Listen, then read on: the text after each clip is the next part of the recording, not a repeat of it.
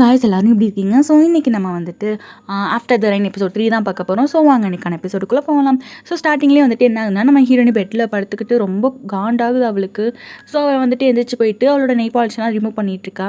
So அப்போ அவள் வந்துட்டு பேசுகிறா, இந்த ஆள் எதுக்கு நம்மளுக்கு போய் தேங்க்ஸ் சொன்னா, அதுவும் யாராவது ஐ லைக் யூன்னு சொன்னால் ஒன்று எஸ்ஸா நோவான்னு சொல்லணும். போய் தேங்க்ஸ் சொன்னால் நான் என்னென்னு எடுத்துக்கிறது? அது மட்டும் இல்லாமல் நான் வேறு விதமாக சொல்லியிருக்கணுமா?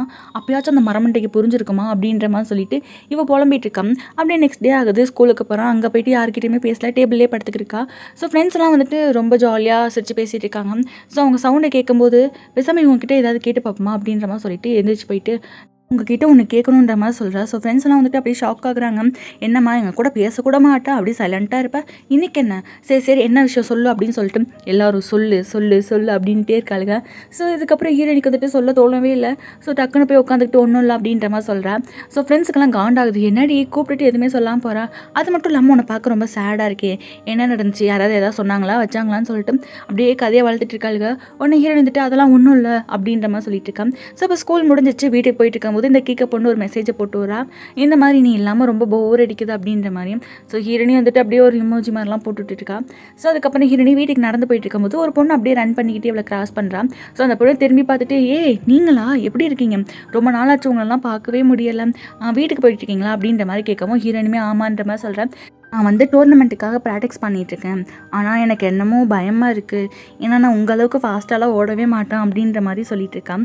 ஸோ அதுக்கப்புறம் வந்துட்டு அந்த பொண்ணு வாங்கலேன், நான் ப்ராக்டிஸ் பண்ணுற இடத்துக்கு கூட்டிகிட்டு போகிறேன், அங்கே இருக்கிறவங்களாம் பார்த்தாங்கன்னா ரொம்பவே ஹாப்பி ஆவாங்க, அது மட்டும் இல்லாமல் எங்களுக்கு 2-3 அட்வைஸ்லாம் கொடுங்க, வாங்கன்னு சொல்லிட்டு அவளை கட்டாயப்படுத்தி அங்கே கூட்ட போகிறான். ஸோ அங்கே போயிட்டு எல்லாருமே பேசி இன்ட்ரடியூஸ் ஆகிக்கிறாங்க. அதுக்கப்புறம் ஹீரோனி போய் ஒரு டேபிளில் உட்காந்துக்கிறான். இப்போ ஹீரோனி கூட்டு வந்தா இல்லையா, அந்த பொண்ணு வந்துட்டு சரி நான் ஓட போகிறேன் அப்படின்ற மாதிரி சொல்லிட்டு அப்படியே ஓட ஸ்டார்ட் பண்ணுறேன். அவள் ஓடுறதை நம்ம ஹீரோயினுமே பார்த்துட்டு இருக்கா. அவள் ஓடும்போது அந்த இடத்துல ஹீரோயின் ஓடுற மாதிரி அவளுக்கு ஃபீல் ஆகுது. அப்படியே அவள் வந்து ப்ராக்டிஸ் பண்ண எல்லாமே ஞாபகம் வந்துட்டுருக்கு. இப்போ அந்த பொண்ணு வந்துட்டு அவளோட ஓன் ரெக்கார்டவே வந்துட்டு உடச்சிட்டா. ஸோ அவள் வந்துட்டு ரொம்ப ஜாலியாக குதிச்சிட்ருக்கா. இதை வந்து ஹீரோனிக்கிட்ட சொல்லுவோன்னு சொல்லிட்டு அங்கேருந்து கத்துறா. ஆனால் ஹீரோயின் வந்து அங்கேருந்து எழுந்து போக பார்க்குறான். ஸோ உடனே எல்லாரும் அங்கே போயிட்டு, என்னாச்சு ஹீரோயினி, ஏன் கிளம்புறீங்க, கொஞ்சம் நேரம் இருங்க, நாங்கள் ப்ராக்டிஸ்லாம் முடிச்சுட்டு ரெஸ்டாரண்ட்டுக்கு போய் சாப்பிட்லான்னு இருக்கோம் அப்படின்ற மாதிரி சொல்லவும் ஹீரோயின் வந்துட்டு இல்லை நான் வந்துட்டு எனக்கு வேலை இருக்குது, நான் கிளம்புறேன் அப்படின்ற மாதிரி சொல்லவும் உடனே அங்கே இருக்கிற பொண்ணு வந்துட்டு நீங்கள் ரெஸ்டாரண்ட்டில் வேலை பார்க்குறீங்களேன்ற மாதிரி சொல்கிறா. எல்லாருமே வந்துட்டு ஷாக்கா, உண்மையாவா, உங்களை மாதிரி ஆளுங்களாம் நீங்கள் ஏன் போய் வேலை பார்க்குறீங்க அப்படி இப்படின்னு சொல்லிட்டு எல்லாருமே அப்படியே அட்வைஸாக கொடுத்துட்ருக்காளுங்க. அதுக்கப்புறம் வந்துட்டு நம்ம ஹீரோனி வேலை பார்க்குற இடத்துலேயே போயிட்டு சாப்பிட்டா என்ன அப்படின்ற மாதிரி ஒரு பிளானு. ஸோ உடனே ஹீரோயின் வந்துட்டு நோன்னு கத்துறா. ஸோ எல்லாருமே வந்துட்டு ஷாக்கிங்காக பார்க்குறாங்க, என்னோட ஹீரோனி இப்படி கத்துறாங்கன்னு சொல்லிட்டு. உடனே ஹீரோயின் வந்துட்டு அதெல்லாம் ஒன்றும் இல்லை, நான் வேலை பார்க்குற கடை வந்துட்டு ரொம்ப லாங்கில் இருக்குது, ஸோ அங்கெல்லாம் போயிட்டு ரிட்டன் வரதுக்கு ரொம்ப கஷ்டமாயிரும், அதனால வந்துட்டு நான் கிளம்புறேன் அப்படின்ற மாதிரி சொல்லிட்டு வேகமாக அங்கேருந்து கிளம்ப பார்க்குறேன். ஸோ மழையும் பெய்யுதான், ஸோ எல்லாருமே வீட்டுக்கு போவோம்னு சொல்லிட்டு அங்கேருந்து கிளம்பிடுறாங்க. இப்போ ஹீரோனி ட்ரெயினில் ட்ராவல் பண்ணிட்டு இருக்கான். ஆக்சுவலாக இவள் ஸ்கூலுக்கும் அந்த கடைக்கும் ரொம்ப லாங்கு, இந்த இதெல்லாம் கிராஸ் பண்ணி தான் வந்துட்டுருக்கா. வந்துட்டு ஒரு ஃப்ளாஷ்பேக் மாதிரி யோசிச்சு பார்த்துட்டு இருக்கான். என்னென்னா வந்து ப்ராக்டிஸ் பண்ணிட்டு இருக்கும்போது அவளுக்கு கால் ஆல்ரெடி சுளுக்கி இருக்குன்னு நினைக்கிறேன். ஸோ அதனால் பேண்டேஜ்லாம் போட்டிருக்கா. அப்போ வந்துட்டு அவளுக்கு எல்லாம் பண்ணுவாங்க இல்லையா, ஸோ அவங்களாம் வந்துட்டு இந்த மாதிரி நீ இன்னும் கொஞ்சம் ப்ராக்டிஸ் பண்ணேன்னா நீ வந்துட்டு ஒரு ரெக்கார்டை க்ரியேட் பண்ணிடலாம் அப்படி இப்படின்னு சொல்லிட்டு அவளுக்கு நிறைய மோட்டிவேட்லாம் கொடுத்துட்ருக்காங்க. ஸோ ஹீரோயினிக்கு வந்துட்டு அதவே கேட்கும்போது சரி நான் போய் ப்ராக்டிஸ் பண்ணுறேன்ற மாதிரி சொல்கிறா. ஆனால் அவள் காலில் அடிபட்டிருக்கதை பார்த்துட்டு இங்கே பாரு உனக்கு அடிபட்டிருக்கு, ஸோ அதனால் நீ வந்துட்டு ரொம்பலாம் பண்ணாத, சும்மா நார்மலாக ப்ராக்டிஸ் பண்ணிக்கோன்ற மாதிரி சொல்கிறாங்க. ஹீரோயினுமே சரின்னு தான் சொல்லிட்டு போகிறான். ப்ராக்டிஸ் பண்ணிகிட்டு இருக்கும்போது இவன் ரொம்ப ஃபாஸ்ட்டாக ஓடுறா, ஆல்ரெடி கால்னால் வேறு சுளுக்கி இருக்குன்றாங்க இல்லையா, ஸோ அதனால் வந்துட்டு அப்படியே ஸ்லிப்பாகி விழுந்துடுறா. அப்போ வந்து அவளுக்கு அங்கே வந்து எலும்பு உடஞ்சிருது. அதுக்கப்புறம் ஹாஸ்பிட்டல் கூட்டிகிட்டு போகிறாங்க. அங்கே போனதுக்கப்புறம் டாக்டர் வந்துட்டு இனிமேல் இப்படிலாம் ஓடக்கூடாது, வைக்கக்கூடாதுன்ற மாதிரி நிறையா அட்வைஸ்லாம் கொடுக்குறாங்க. ஸோ ஹீரோனிக்கு வந்துட்டு அதுக்கப்புறம் அப்படியே சைலண்ட்டாக ஆகிடுறேன். அவளோட லைஃபவே ரொம்ப மாற்றி போட்ட மாதிரி ஆயிடுச்சு. யாருக்கிட்டையும் பேசாமல் ஒரு தனிமையாக இருக்கணும் அப்படின்ற மாதிரியே இருப்பான்.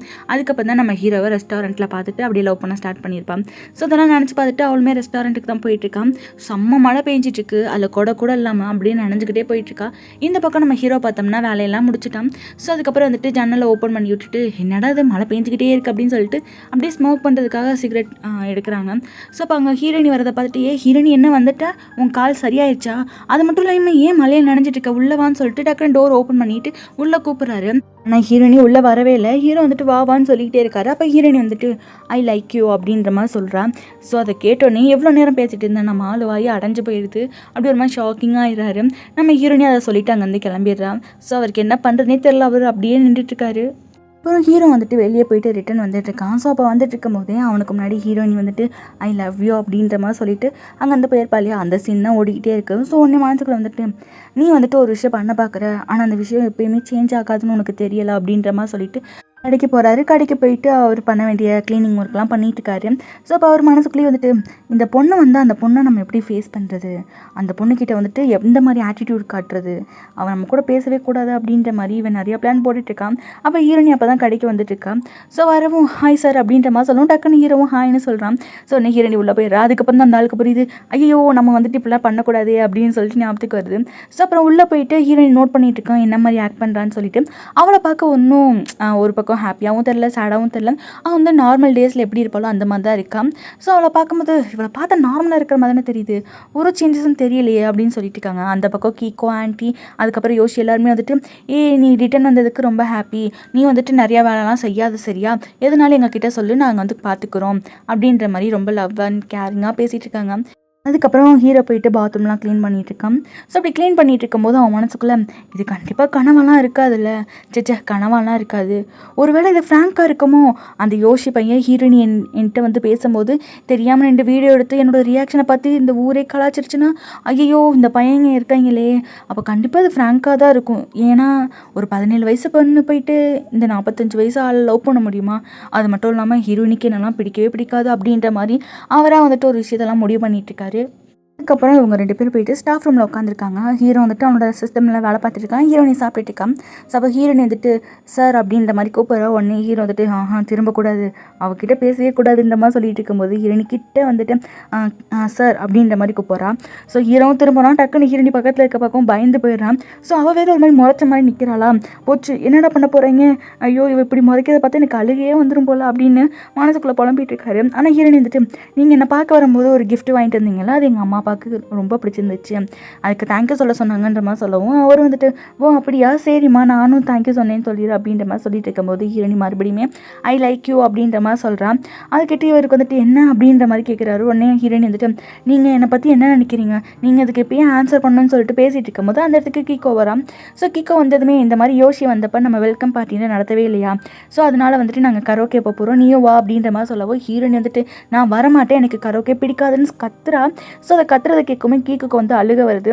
ஏன் நீ இப்படி பேசுகிற, நீ கோவமா இருக்கியா நான் அப்படின்ற மாதிரி அழுதுகிட்டே கேட்கவும் உடனே ஹீரோயின் வந்துட்டு இல்லை என்னோட கால் அடிபட்டிருக்கல, ஸோ அதனால தான் என்னால் வர முடியாது, அது மட்டும் இல்லாமல் எனக்கு காய்ச்சல் கோல்டுன்னு எல்லாமே வர மாதிரி இருக்குது, ஸோ என்னால் வர முடியாதுன்ற மாதிரி சொல்லவும் கீக்கோவுமே வந்துட்டு சரி அந்த யோசி ரொம்ப ஃபீல் பண்ணுவான், பட் இருந்தாலும் பரவாயில்ல பாய் அப்படின்ற மாதிரி சொல்லிட்டு வாங்க வந்து போயிடுறான்.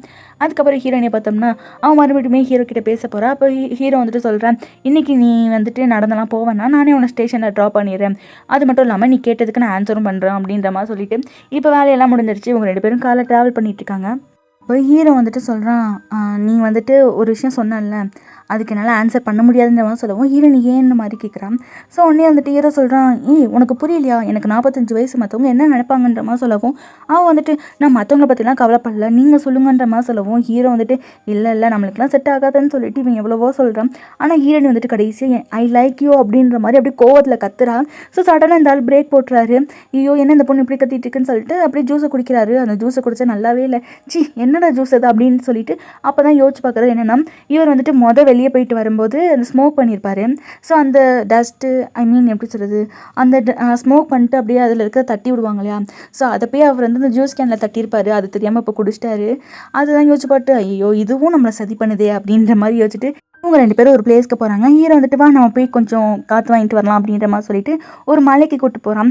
ஸோ ஹீரோனி வேகமாக மலைக்கிட்டு போயிட்டு அங்கே போய் ஒரு மரத்துக்கு அடியில் நின்றுக்கிறாங்க மலையில் நினையாத மாதிரி. ஸோ ஹீரோ வந்துட்டு இப்போலாம் லைட்டாக ஓட கூட கற்றுக்கிட்டியா அப்படின்ற மாதிரி பேசிக்கிட்டே அவள் பக்கத்தில் போய் நிற்கிறாரு. வந்துட்டு ஹீரோ கேட்குறான் எதனால உனக்கு வந்து என்ன பிடிச்சிருக்குன்ற மாதிரி. இந்த ஹீரோனி சொல்கிறான் இல்லை எனக்கு எதனால் பிடிச்சிருக்குன்னு தெரியலை அப்படின்ற மாதிரி சொல்லவும் உடனே வந்துட்டு ஹீரோ சொல்கிறான் இல்லை நீ உன்னோட ஏஜில் ஒரு பையனை லவ் பண்ணியிருந்தா அதுக்கு ரீசன் இல்லாமல் இருந்திருக்கலாம், ஆனால் நீ என்ன லவ் பண்ணுற, ஸோ அதுக்கு எதாவது ரீசன் இருக்கணும்ல அப்படின்ற மாதிரி கேட்கவும் ஹீரோனி வந்துட்டு அதெல்லாம் இல்லை எனக்கு உங்களை பிடிக்கும் அப்படின்ற மாதிரி பேசிகிட்டு இருக்காங்க. ஸோ அப்போ சடனாக ஹீரோக்கு வந்துட்டு அவன் வந்து 17 வயசுக்கு மாறின மாதிரி ஃபீல் பண்ணுறான். ஸோ அப்படியே திரும்பி ஹீரோயினை பார்த்துட்டு இருக்கான். இப்போ வந்துட்டு அப்படியே ஹீரோயினி வந்துட்டு சார் இங்கே பாருங்களேன் இந்த பூச்சியா அப்படின்ற மாதிரி கூப்பிட்றா. ஸோ மறுபடியும் ஹீரோக்கு ரியாலிட்டி ஹிட் ஆகிட்டு இவன் வந்து அப்படியே 45 வயசோட ஷர்ட்டுக்கு மாறிடுறான். ஸோ உடனே ஹீரோயினிக்கிட்ட வந்து சொல்கிறான், நான் வந்து ஒரு 45 வயசு உள்ள ஒரு பாய். ஸோ எனக்குன்னு வந்துட்டு ஒரு ட்ரீம் இருக்காது, ஹோப் இருக்காது, நான் ஒரு மிடில் ஏஜட் பாய் அப்படின்ற மாதிரி சொல்கிறான். உடனே ஹீரோயின் வந்துட்டு, நீங்கள் உங்களை நீங்களே பையனை சொல்லிக்கிறீங்க, இந்த நாள் முன்னாடிலாம் நீங்கள் இப்போலாம் பேசுனதே இல்லை அப்படின்னு காமெடின்னு சொல்லிட்டு சிரிச்சிட்டு இருக்கான். ஸோ உடனே ஹீரோ வந்துட்டு இவளுக்கு என்ன தான் சொன்னாலும் புரியவே புரியாது, நீ ஒரு வாட்டியாவது என் கூட டேட்டுக்கு வந்தால் தான் உனக்குலாம் புரியும் நான் எப்படிப்பட்ட ஆள்னு அப்படின்ற மாதிரி சொல்லிட்டு ஹீரோ அங்கேருந்து போயிட்டுருக்கான். ஸோ உடனே ஹீரோயின் வந்துட்டு, என்னது டேட்டுக்கு போகிறோமா அப்படின்ற மாதிரி ஷாக்கிங்காக கேட்குறா. அப்போ ஹீரோ வந்துட்டு, என்னது டேட்டா அப்படின்னு சொல்லிட்டு திரும்பி பார்க்குறான். உடனே ஹீரோனி கிட்ட வந்துட்டு, ஆமாம் நீங்கள் தானே இப்போ சொன்னீங்க வாங்க டேட்டுக்கு போகலாம் அப்படின்ற மாதிரி கூப்பிட்றான். ஆனால் ஹீரோக்கு வந்துட்டு சொல்கிறான், கடைசியாக நான் அப்படி சொன்னேன்னா எனக்கே சரி ஞாபகத்துக்குலையே அப்படின்னு சொல்லிட்டு அப்படி குழம்பி போய் நிற்கிறான். ஸோ அதோட இந்த எபிசோட் முடியுது. ஸோ இந்த எபிசோட் எப்படி இருக்குன்னு சொல்லிட்டு மறக்காம நீங்கள் கமெண்ட்டில் சொல்லுங்கள்.